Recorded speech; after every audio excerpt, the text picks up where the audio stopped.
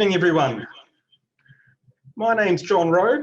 You've got me from the office. I'm social distancing on our offices up in Auckland at level 3, hiding from our children. And I thought there'd be nothing more productive to do than to give you an update on the new Trustees Act that came into force in December, or 2019 actually, came in July, I think, and has started kicking off from next year. Quite a short presentation, but it's some quite important information that I think a lot of people will find useful. And it actually, without being too scary, goes through and codifies really a bunch of law that's been around for a long time. Okay, so just a little bit about tonight. Just want to make sure that, look, we're not providing any specific advice, just a generic presentation tonight. And if you need any specific advice, don't hesitate to contact us. Get in touch, phone us at the offices, or email us at trusts@gra.co.nz. Anyway, let's fire into it. So, as I said, new law kicks off on 30 January next year, and it largely formalises the existing rules around trusts. Many people sort of say, and there's been lots of stuff in the news media and that thing, which I'll cover off, to say that, oh, you know, trusts are coming to the end and that sort of thing. No, they're not. Far from it. Incredibly useful piece. And all what this law is doing is codifying what has been around before. I know I keep saying that, but I think it's important to emphasize because there has been a lot of misinformation around. So some of the changes are significant. Some of them are very, very beneficial. So we'll just work through things in a methodic way. So probably you've seen the headlines in the Herald and that thing, passing all sorts of comments about trust. But I just want to make the point, as I stated before, that trusts are very, very useful in mechanisms for things like asset protection, estate planning, that sort of thing. There's always been the case, I think, where people have said, oh, you know, the law is going to change, trusts are going to become irrelevant, they're going to be wiped out. No, that is far from the case. With the right trust run correctly is hugely beneficial. So, you know, trusts still will offer a great deal of protection for asset protection against creditors, or actually, no, it's probably a better way to put it. Trusts are there to put you in control. They have, you know, I think I've read some that were out in the media that, you know, trusts won't have any benefit. You can't, you know, avoid rest home levies and that sort of thing. That's, in our experience, that's not the primary reason why people have trusts. They're more there for estate planning, looking after beneficiaries. You may have family members with greater needs than other family members. And also, of course, the importance of things like blended families and the estate planning around that, dealing with beneficiaries. And no, beneficiaries can't sort of, under this new legislation, come and just put their hand out for things. It's still, the power of decision making is still with trustees. All this law is doing is defining those responsibilities and making sure that people sort of, there's now sort of a list of how you need to run that trust. So, key changes. Really, those compulsory duties around trustees and what trustees are required to do. You know, simply, and some of the stuff is really obvious, but you'd be surprised how many people don't know about these sort of things, or don't think that they are appropriate for their trust, or in fact, their trust just sits in the bottom drawer and it isn't run. They don't know really what it's there for.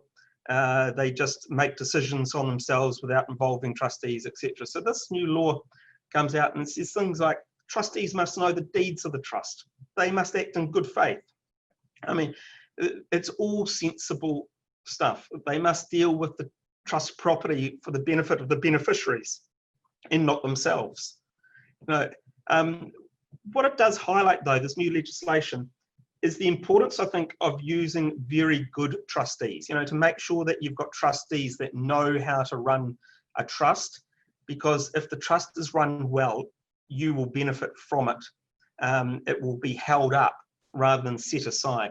You know, the worst kind of trustee always has been and will continue to be, you know, that patsy trustee, your next door neighbour, your best friend. You know, when at the time when you need those trusts, you're having to defend your position, and when your neighbour's questioned as to why they made that decision, and they say, "Oh, because my friend asked me to." You know, as I said, trusts need to be run well, and that's what this legislation is pushing at. There's also other optional duties that have been outlined, and some of them on the face of them you'll think, oh yeah, that's a good idea, but you need to be very careful with them. So for example, things like an obligation to exercise care and skill in a trustee. So again, if you've got a professional trustee, you know, generally no issue, they're going to be acting in their, in accordance to their skills and their knowledge, and generally in the best interest, or hopefully in the best interest of the trust. Now, the problem can arise there though, if you've got that patsy trustee, next door neighbour, family friend, who has some knowledge of trusts, for example, you know, maybe a lawyer, but is acting as your friend here, not in the capacity of a lawyer. They can be held to have a greater deal, a greater obligation to the trust, and therefore they can be exposed to greater liability. So very important that that gets managed, and that expectation around that trustee liability and what you expect around that trustee liability is sort of documented. Okay. Obviously, you can't act for your own benefit. You'd be surprised how many trusts we've had in the past where people have done that. You know, a good trust with a good trustees in there, that won't occur. And obviously, you've got a duty to avoid a conflict of interest. Now, you've got to be very careful with that conflict of interest side of things, and I'm going to come to that later in the presentation, particularly around related companies and conflicts around that sort of thing. So in some cases, you want to be able to set aside that obligation, or specifically empower trustees to be able to undertake various transactions where there may be, on the face of it, a conflict of interest, but that transaction is in the best interests of the trust and the beneficiaries. Okay, so here's the prime example. Lending money from a trust. Quite common that trusts will have, be shareholders in various companies, or there may be LTCs that are owned privately by some of the beneficiaries or the settlers who are also beneficiaries of the trust. And very important that the trust that's probably got access to the funds, the assets, and that's something that can be used to raise funds or raise money, are allowed to, for example, lend money to companies that are related to beneficiaries or related to trustees and that sort of thing. Because if you don't empower that, that can obviously seriously curtail the ability of people to run affairs in an orderly and a beneficial way. So that's sort of all the type of things that our trustee team will work through with you as part of going through and doing these reviews. You would have seen the emails that have come out recently over, and I see there's been quite a few people responding to that. Now, of course, there are some new sort of codifications. For example, obligations to inform beneficiaries and advise them of their standings. However, there are some rules around that, and there are circumstances where you need to be very, very careful of that. For example, you may have a situation where a trust is being used for estate planning purposes, and you want to have one beneficiary that may have greater needs than another beneficiary, and for various reasons, that beneficiary may need more support going forward. So very important again that that information is provided, but in a controlled environment and where it is designed to by the settlers. So very narrow terms of beneficiaries clauses and that thing, because while beneficiaries can request trust information, you need to be very careful that that information doesn't, by giving it, doesn't give rise to an issue in the family or in the wider family or elsewhere. Some of the stuff can be quite sensitive. And of course, just getting access to information doesn't mean that somebody can then put their hand out and demand, money from the trust. Just because you're a beneficiary doesn't mean that you've got an automatic entitlement. Obviously, a discretionary trust means that it's at the trustee, generally, in accordance with the trust deed, it is at the trustee's discretion as to what distributions are made. This law doesn't result in trustees having to ply the outward extending hands from beneficiaries. So very much similar to what it's previously been, but the disclosure is a lot more detailed than what has been required previously, in law, but not in common law. Okay, so as with many parts of the types of legislation out there, there are obligations that are default in the legislation that you can modify or exclude, but you have to do that in the deed. You need to pay particular attention to it. It's not just a case of going, I don't want to comply with that. If you haven't negated or overruled a default obligation, it's there, it's standing. You need to do something proactive to deal with it. So, prime example is I've got up here, say you've got a settler who's put an amount into trust, it's confidential, there may be negative impact on relationships, age, exactly what I said earlier. Those sort of things need to be taken into account. So, it's not one of those things with a trust where you can sit down and go, okay, I'm just going to leave it, it's all good. If you've got an existing trust, you should get it reviewed. Very important. Now, other things, and there's a lot of confusion around this out there as well. For example, trustees must keep all information for the life of the trust. Keeping information for trusts is different for keeping information from Inland Revenue. For example, Inland Revenue require you to complete or retain financial information for up to 7 years to support your tax claims. That's different in trusts. You must keep and store all the trust information for the trust for the life of the trust. And in some trusts, they go a long time. So it's very important that that's done methodically and in an organised fashion. All trustees have to have a copy of the deed. You have to have copies of any variations for the deed. If you don't have that information, how can you say that trustees understand what is required of them and understand their obligations in running that trust and who the beneficiaries are and that sort of thing? Very, very key things. But again, things that are quite often overlooked because people destroy that information along the same lines as they destroy information for Inland Revenue. You can obviously delegate the responsibility for trustee, for the retaining of documents to one trustee. For example, at GRA, we maintain information for some trusts, and other trusts, you've got situations where, for example, if they're a family trust, husband and wife, and a professional trustee, maybe someone in the family will be maintaining the documents as well. But it'd be very surprising for a professional trustee not to be retaining the copies of those important documents. Other things, obviously, maintain your financial statements, because that way, as trustees, you know what the assets and liabilities of the trusts are, you know what is owing to beneficiaries, you know about the decisions that have made in the past, etc. Maintain your resolutions, your trust resolutions, which is your documented decisions that have been made by the trustees.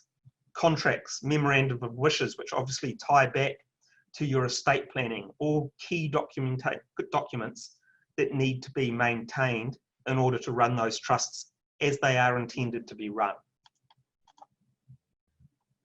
Good. So, one of the key things in this new legislation is the ability to extend the lifespan of a trust out to 80 years, out from 80 years to 125. Now, it used to be shorter, but that 125 years if you've got a trust deed that says, well, for example, that the vesting date of the trust is 80 years, you need to change that. It's not just a case of sitting back and going, the legislation's changed. My trust will now run for 125 years. And that's quite important, particularly if you look at how long people live in today's world. And not only that, but you may set up a trust of which your children are then benefiting from. And of course, that 80 years becomes, goes past pretty quickly when you're dealing with children and grandchildren and that thing in there. So it's not just a case of going automatically, my trust is now has a lifespan of 125 years. You need to take active steps to make sure that your trust has that benefit in there. There's also limits now on trustee exemptions and indemnity. So how much trustees can be indemnified, just to make sure they're on their toes and are making good decisions. And you can't be indemnified. I mean, it's logical, but a trustee can't be indemnified for gross negligence. So again, highlights the importance of who are your trustees. If you've got an independent trustee or a third party as a trustee, who they are and what their exposure is under this legislation. Great. So very quickly, and as I said, there's a few things that are key to get through tonight, but it's not the longest of presentations. Moving forward, what do you do? Well, GRA, we've written to all of our clients that we act as professional trustee for. We've given you four options on there, but fundamentally, you need to check your beneficiary structure and make sure that it's as narrow as practically possible. Amend that life position, extend it out from 80 to 125 years. So you've got the flexibility downstream for the benefit of your children and grandchildren. Look and see whether or not the default duties are appropriate, considering who's running the trust, what you are doing with the trust, etc. And also, third-party trustees, independent trustees, limiting their liability under that, particularly if you've got family members and that thing, and you'll see a lot more professional trustees. Also, part of the requirement of running the trust, that their liability is limited, and it generally always is to the assets of the trust. Right, so this isn't a case. I've seen a few emails coming through from clients, one or two out of the hundreds of trusts that we act for, where they're saying, I no longer need my trust with these changes. But you need to be very, very careful prior to making that decision. Just realize what assets are in the trust. Why have you got that trust in there? For example, there may not be much in the way of assets in the trust until you pass away and your will kicks in, and that trust is part of your estate planning process. In that case, it's critical. If your will points to a trust, that trust needs to be there. Are there any tax issues from winding it up? Is there property in the trust? There'll be conveyancing fees. There may be some redocumentation of loans if there's financing in place. Are you getting tax advantages from income splitting to beneficiaries? Is there asset protection in the way of lending to related companies, any risky occupations or any potential risk that pops up in the future?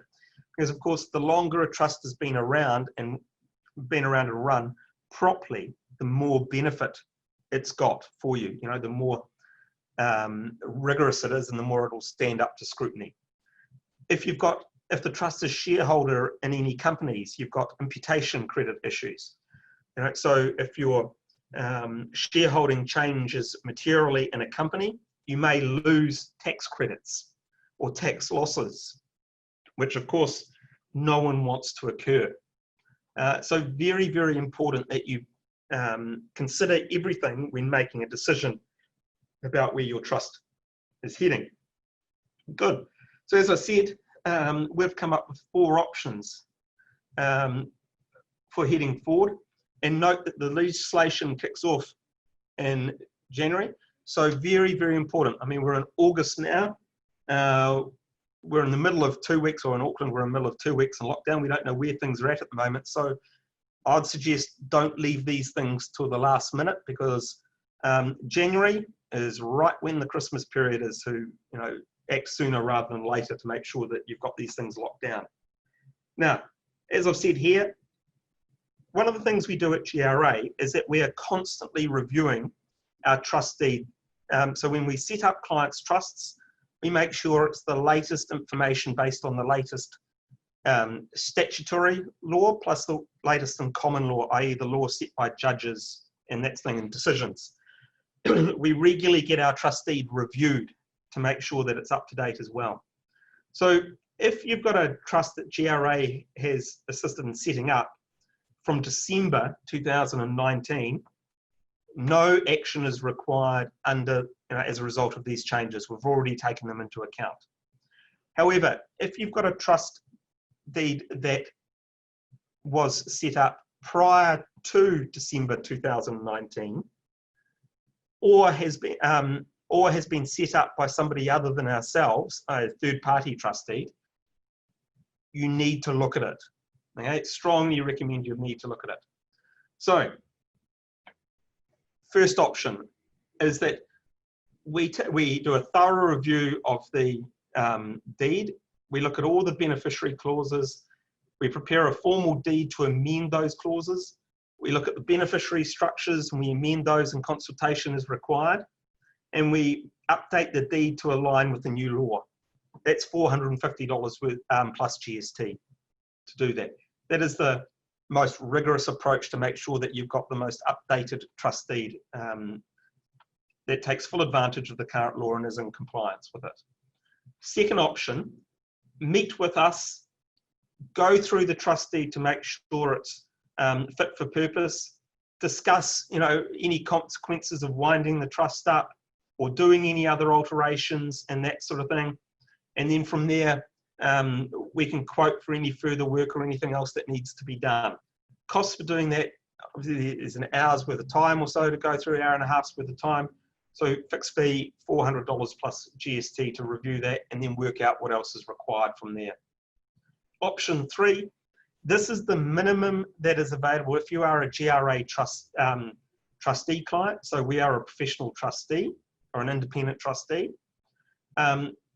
You'll need to go through and consider the trustee liability clauses and that sort of thing. And we've got a cost of doing that of $150. But that, of course, doesn't then expand and deal with the beneficiary issues. It doesn't deal with extending the life of the trust. It is just dealing with the relationship with your professional trustee as a result of this legislation. And option 4 is obviously remove us as a trustee, or look at if you've got a third-party trustee and they're removing them as that. But that obviously has implications of what I just discussed before. There's updating various agencies and that thing. So that one there is obviously something that you need to be very, very careful, and I'd suggest it would be a last resort, and I'm not trying to be biased here in any way whatsoever.